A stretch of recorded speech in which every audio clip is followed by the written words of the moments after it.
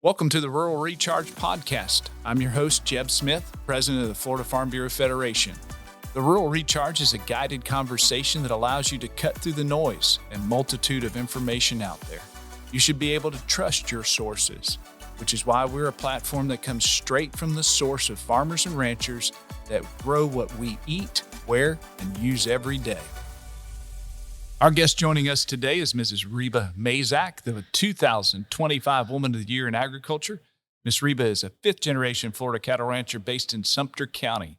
She and her late husband, Paul, built Mazak Ranch into a thriving cattle operation with land in Florida and Texas.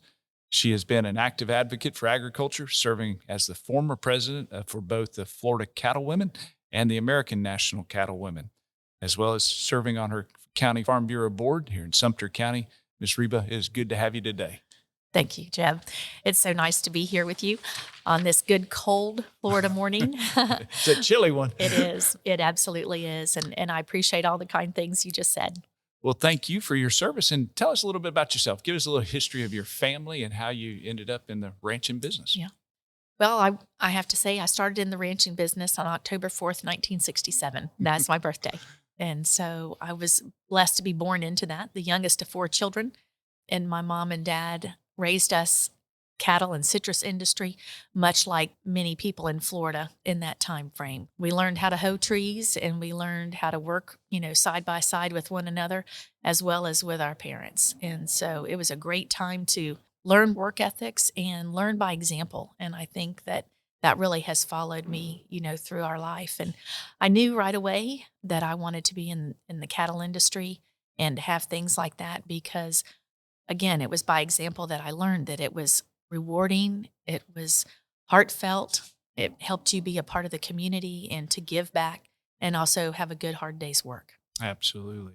Well, so you ended up, now you're the 2025 Woman of the Year in Agriculture in Florida. Tell us, what does that mean to you and what actually occurred to get you into that spot? Tell us how all that happened and what it feels like. So again, going back to being raised in the cattle industry, my mom joined the cowbells and thought that would be a good way to promote our industry, that, the Florida beef was not moving near as good as what it needed to be and that there was something that she could do to help that out. So she joined the cowbells and, of course, took kids along with her to do that. Sure. And learning advocacy at that, young of an age, watching my mom speak and talk on behalf of the industry as well as our family and how it truly affected our family because we didn't have outside jobs, or my mom and dad did not. My mom raised us kids and my dad was in the cattle business and then in the citrus at that time. So it was truly every bit of our livelihood, 100%. So when she spoke to people, it was truly from the heart, and it truly did affect all of us. But I learned that at a young age and how important it was that to have agriculture. And if I wanted that to happen for myself, as well as the children that I at that time was hopefully going to have, we needed to be involved. So as I came up through high school, I was in FFA and became a leader in that, participated in Farm Bureau speech contests. We had a talent contest back then. And again, I said my birthday was in October. So I think when I was 18, I moved away. So I'm pretty sure half of my birthdays I spent at the Seminole County annual dinner on my birthday. It was just, those two things seemed to coincide quite a bit. That's right. But being involved in Farm Bureau, in the Cattlemen and the CattleWomen's Association and the cowbells just really opened my eyes as to the advocacy that was necessary and that could happen for us. And seeing how important it was for us to speak up about what we did, but not only to one another, that's just preaching to the choir, but speaking to others, speaking to people that don't know anything about agriculture, whether it's at a civic group or sitting beside somebody in the grocery store line, that comments about your dirty jeans or maybe your pretty purse that, has leather or cowhide on it. There's always an avenue there to speak to people and advocate. So when you became 2025 Woman of the Year for Agriculture, that's something your mama had too, and y'all have in common, isn't it? Yes. Yeah. Yes, it was. We, the first mother and daughter team to do that as Women of the Year in Ag. And that's such a blessing. And we were also the first mother and daughter team through the CattleWomen to serve as president of the state of Florida in that aspect. So fruit doesn't fall far from the tree, without Absolutely. a doubt. But at the same time, I when Paul and I got married, we moved away and we made our home somewhere else. And so we knew that we wanted to continue to have that type of lifestyle. And we had to work outside of the home. We built swimming pools for a living. We bought and sold houses together. And that is what helped us move forward and be able to afford land and cattle. And so we were able to raise our children that way. We're able to put some land together and raise cattle and raise our girls in a way that we really truly thought is the way that we wanted that to be done. And it has been wonderful. And now I'm watching our grandchildren be raised the same way. And they're all boys. I have grandsons. I have 2 girls and then 4 grandsons. And they're living the dream as well. The girls and I talk so often about how much fun the boys are having. They get home, they do their homework, and then they do their chores, and they're out there just ripping and roaring. Could be half a mile away from us. And the girls say, "Gosh, they're just living their best life." And I said, "Yes, and they're on the same ground that you lived your best life as well." We've just been so blessed with that.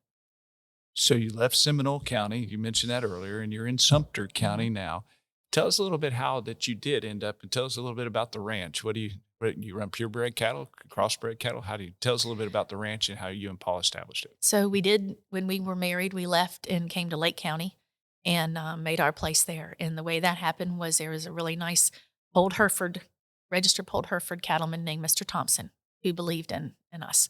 And he sold us 7 acres of his ranch. And we talked to bank and owner financing a trailer because we were 18 and 20 when we were married. So we were very young and didn't have any credit or much work history, but we had a lot of work ethic. So after we were in Lake County, we bought and sold a few places like that and grew each time, and then came down to Sumter County where Paul's grandmother was from. So the piece of land that we run cattle on now is generational family land that we've been able to put back together. Paul's grandma was one of 6 children. So we did a lot of Sunday afternoon eating around the table and sitting around in the afternoons trying to talk with all those siblings and see how we couldn't put that land back together. And we've been able to do that. The majority of that is put back together. We do have the old home place, that old house that Paul's great-grandfather built. We spent a few years in there raising our kids as well. We wanted to buy some more land, so we just sacrificed living in an old house for that and the ability to be able to do that.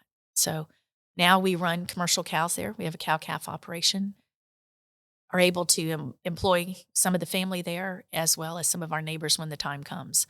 And again, we have commercial cows there, but here where I live in Bushnell, which is about 10 miles from the ranch, I've got a purebred Brahma cattle. And so we raise some of those straight purebreds, and then we put a Hereford bull on them to get some F1s and get them back into the replacement heifer program that we have out there in Maybell.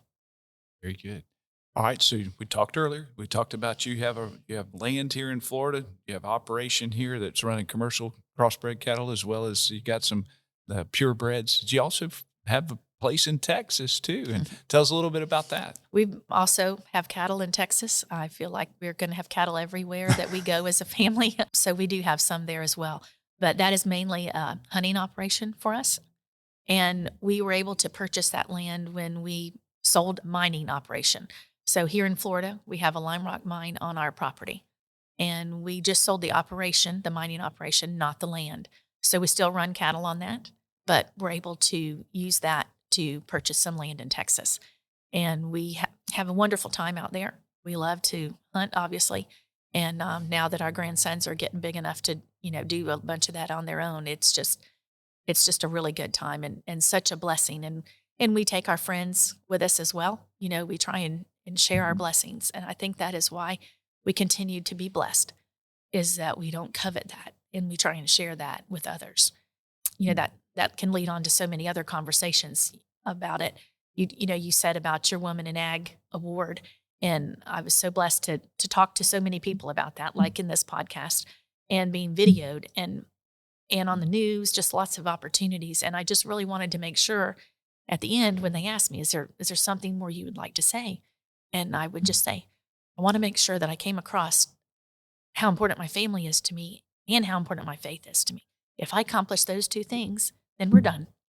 Amen. And so being blessed with a home here in Florida as well as Texas means a lot to our family, to the history that we're going to leave to the next generations. And I think that's so important. And And I tell those little boys all kinds of stories. They're hunting stories, they're lifelong lessons of branding cattle and earmarking cows and spending time on the horse and not running your pony home because that's what he's going to do every time, whether you're ready or not. So you can't do that. Being able to share those stories that were shared with me, I think is so important. And that way they'll know as they grow older, if they don't get the opportunity to stay here on the ranch, how important it is that they keep that in mind on their road. Is there anything you could share about ranching in Texas versus Florida? Is there a difference?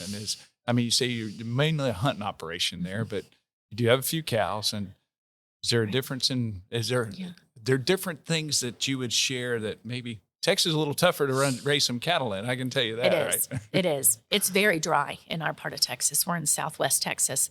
Their rainfall there is very minimal. And so we've had to haul water. We've lost some wells that have made us move our cattle around and open some gates that, we're not planning on doing, really not having the nutrition that we thought we would. So it changes the game on your wildlife as well as the cattle that we have there. And everything out there has a thorn. Everything. I associate that a lot with South Africa because things are like that there. But it is very aggressive, hard land out there. Our part of Texas has a lot of rock on it. And so does Sumter County. Right. I'm not too happy to drop a plow in any of this ground because it's going to just bring up a bunch of rocks and more work. But it is very rocky in the part of Texas where we are.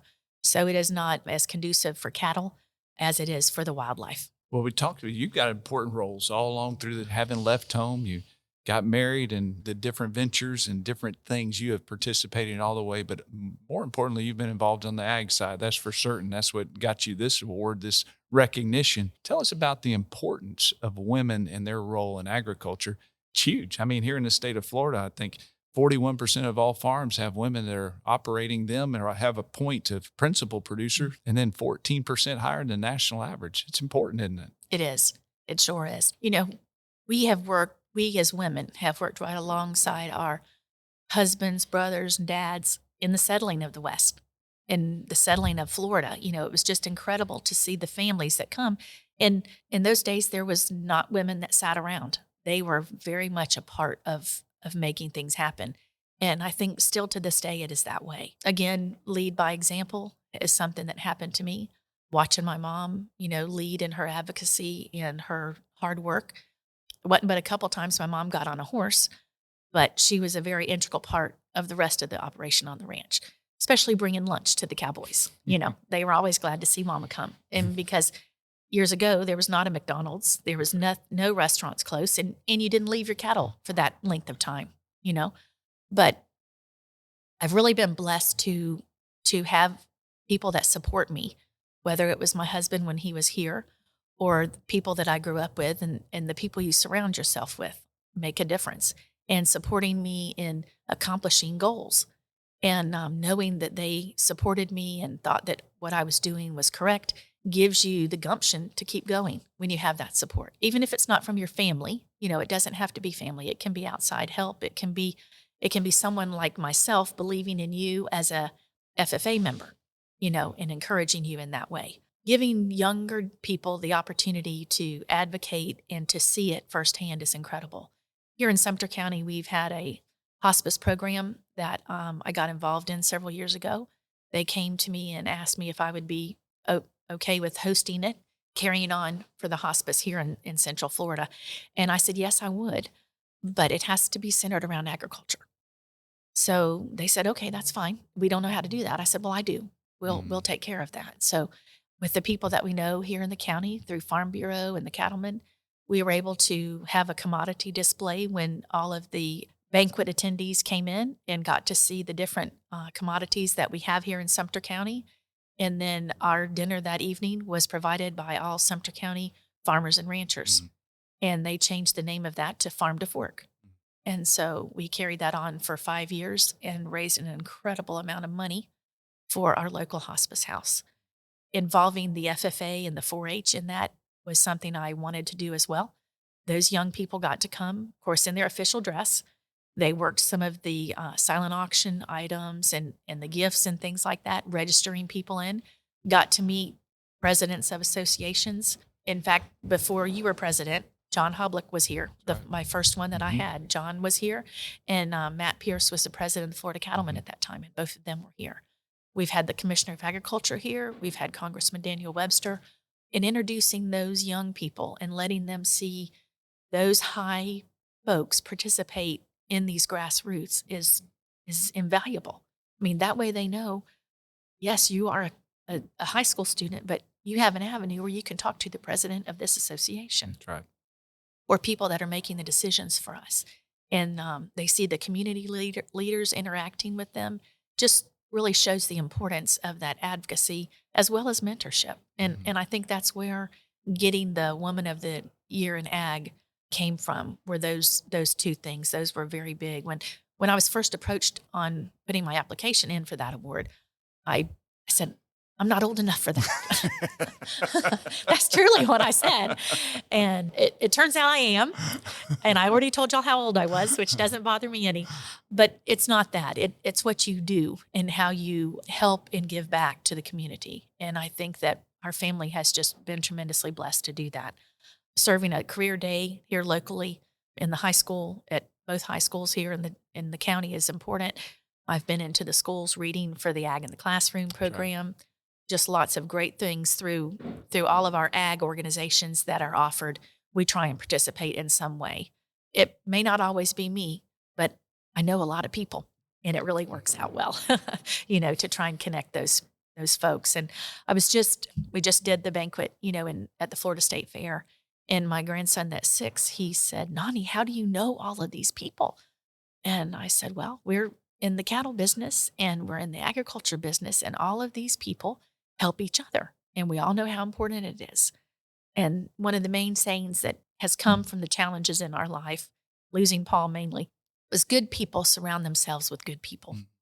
And I think that that is whether you're 6 years old on the T-ball field or whether you're my age, that good people surround themselves with good people. And that is the way to achieve, be supportive in whatever life, faces with you. And whether it's the freeze from a couple weeks ago or from losing your spouse like we did in Mm. '09, it is the people that you surround yourself with that are going to help you and support you and elevate you. That's right. Well, it's nice to be around good people today, that's for sure. But you keep mentioning here, and we're here in Sumter County, and we're here in a facility that you have built. It's the old hay barn that is actually a part of agritourism, and y'all opened it up. You added to this. It's a very beautiful venue. It's a huge old hay barn. It's probably 300 feet long and 40 feet wide, and it's all decorated to the hilt for weddings and things. And that's what you do. You've done a lot of your hospice work here. You've done other things for your community here. Tell us a little bit about it. It was a business venture for a little bit and part outside, but it's agritourism as well, and you're involved in that too. Talk to us a little bit about that. It has really been a blessing. As you said, we have weddings and we have different events here. And originally, we enclosed it for my oldest daughter, Rebecca, to be married here. And then it worked into a business for her to be a stay at home mom. So, like so many other agriculture families, we look for diversification. We want to be able to keep our land and to keep our families engaged and involved. And at the same time, though, we have to make a living. So that was a good way for us to do that. And it uh, served our community well and still continues to at this time. We've been blessed to hold our hospice event, as we already discussed. We've had homecoming and prom. We've had lots of graduation parties here. And we've also done some farm city tours here as well. And that's really special, having that farm city tour bus come in here and feeding everybody and getting the cattle out back and feed them a little bit. And you would be amazed at the people that come up to me afterwards, not necessarily before, because they're just not sure what's going on. But after I talk and let them know that got a little bit of knowledge and a little bit of history here, then so many of those gentlemen come up to me on the side and say, "Hey, I was in the dairy business in New York, or I used to run cows with my dad in Pennsylvania." And my response to them is immediately is, "Have you told your grandson that? Have you told your grandchildren that?" Because they need to know. They need to know that even though you have changed your lifestyle and moved away, that you appreciate and know how important agriculture is. Ms. Reba, obviously on your application, there's outstanding things that mark it to make you the person that was chosen for it.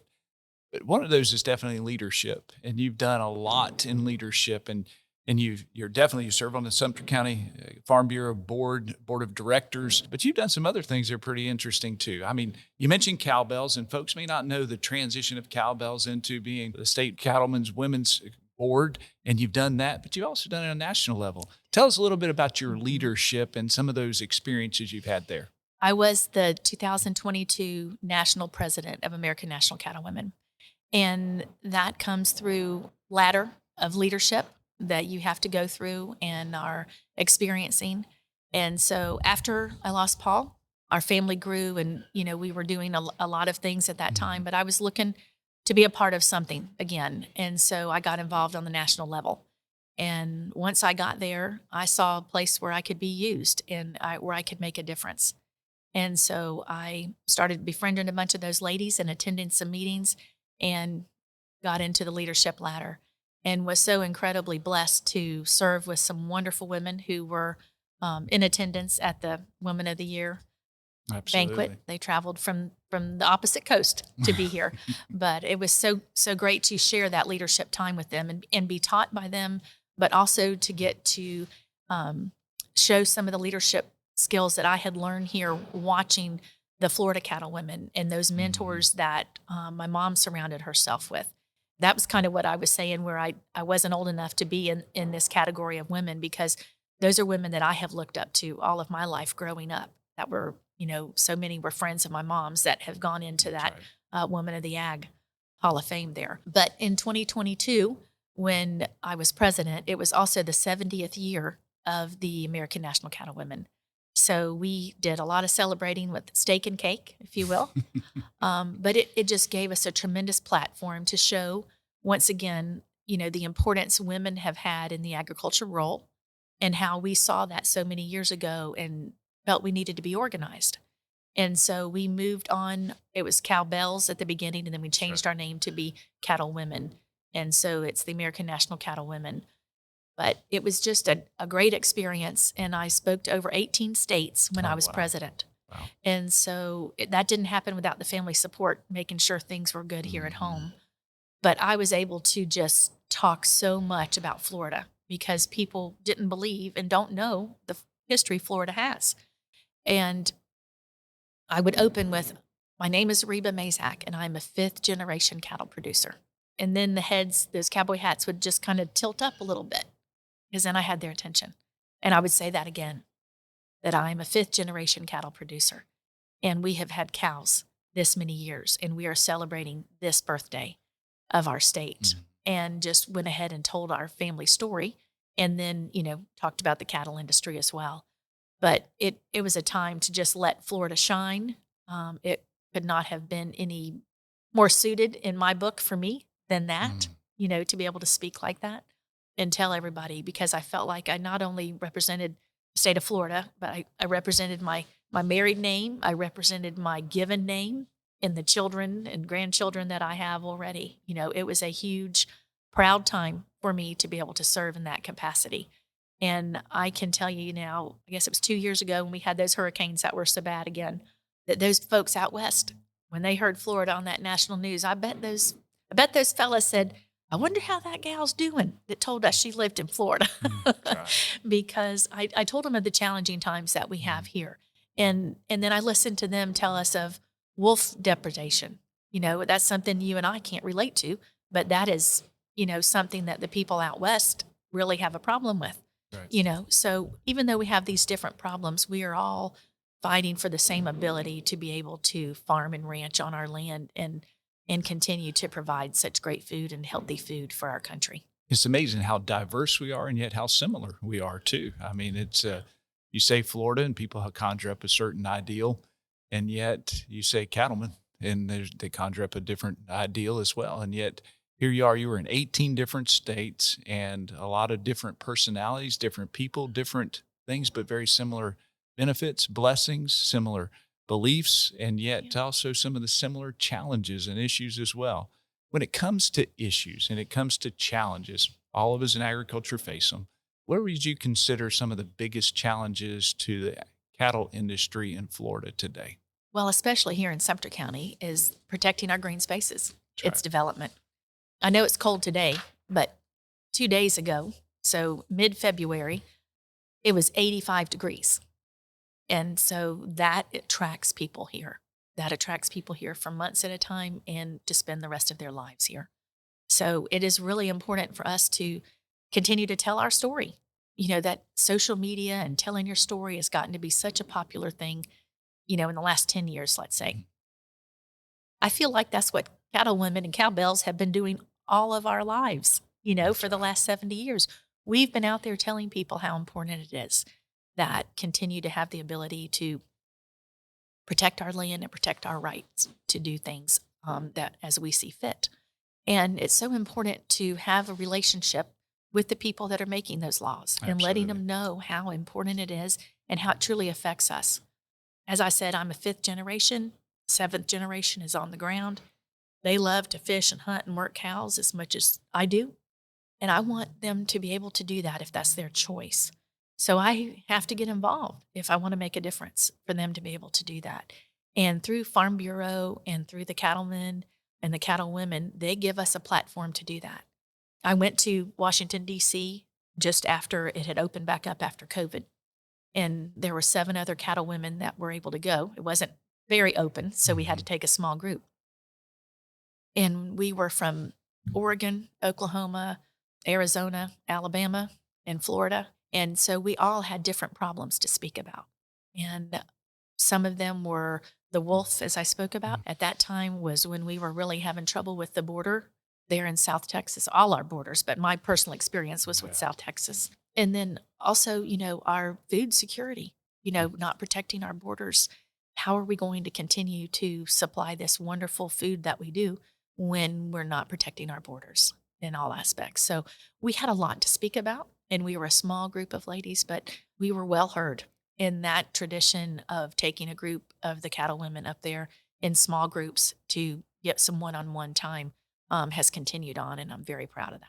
So talking about these issues and things, what does it take? What is your vision of the future of the cattle industry here in Florida? Do you think can we survive it? I pray we can. I sure do, because we have got to be able to raise this healthy nutrition protein for our country. I mean, I think and that's in layman's terms right there. There's a lot of scientific things that can be said about all of the additives that are going into the foods and things these days. But, straight off the ranch, good beef, nothing in it. That's what our people need. And I think that the more science advancements that we make are showing that all of these additives and extra things are hurting our people in so many ways, not just their health, their as far as their health inside, but their well-being. I'd like to think that we're pretty happy folks that get out in the wide open spaces. I probably could speak for you and I both. And after we've been at a convention for 4 or 5 days, we want to get home to our cattle or our crops and just get out there in it, breathe that clean air and see what really means the most to us. So I'm hoping our cattle industry and our farming industry in Florida can sustain what is happening. And it goes so much further than the development of that. It's not just the development, it's the rights for us to have the right to do what we do. And we know how to do it. And when a legislator or a lawmaker makes a vote, I want them to know how that affects us.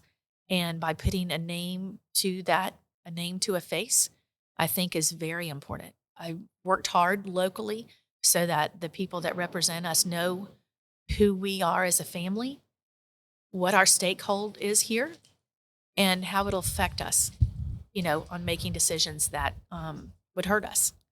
And so I hope when something comes across their desk, they want to say, what would Reba want me to do here? Because I think this sounds like something, would affect her. Let's give her a call. That's right. And there's lots of other leaders in our industry, thanks to Farm Bureau and the cattlemen and the CattleWomen that get us up there in front of them. Whether it's in Tallahassee or Washington, D.C. or Farm City Week, we have a pretty good reputation and relationship with our lawmakers.